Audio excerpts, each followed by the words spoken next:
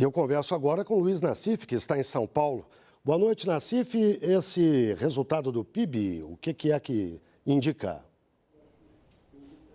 Olha, indica ainda uma economia em compasso de espera aí, mas o que chamou a atenção positivamente foi que os investimentos começam a melhorar efetivamente. Porque quando você pega a produção industrial, você tem um mês que sobe muito, outro mês que desce muito, estava muito oscilante em função aí de medidas para venda de caminhões, esse negócio de IPI e tudo. Agora, quando você vai consolidando, analisando um período maior, se percebe que os investimentos finalmente começam a deslanchar. Não no ritmo chinês, ainda no ritmo brasileiro, mas pelo menos você começa a acordar para a questão dos investimentos, o que permite apostar num PIB, não num PIB bom, mas pelo menos num PIB razoável aí para esse ano.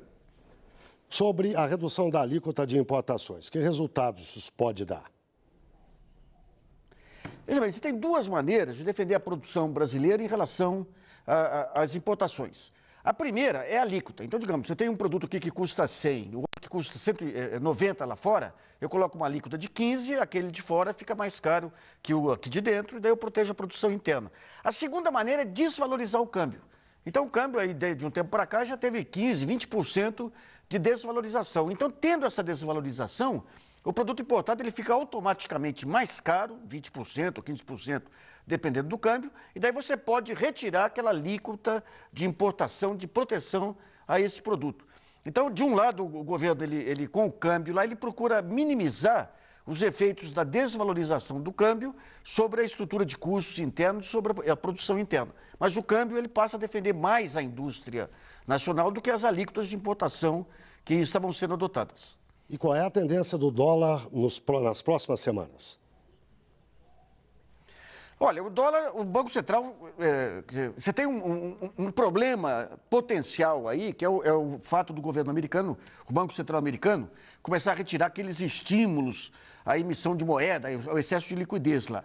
Então isso aí deve provocar uma fuga de dólares daqui. Você tem as contas externas brasileiras que, embora com a desvalorização do câmbio, vão continuar sendo um pouco pressionadas.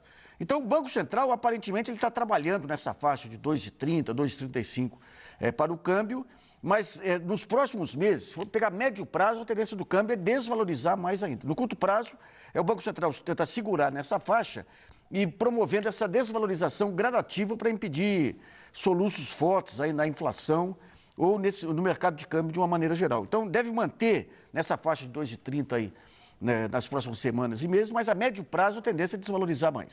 Luiz Nassif, muito obrigado e uma boa noite.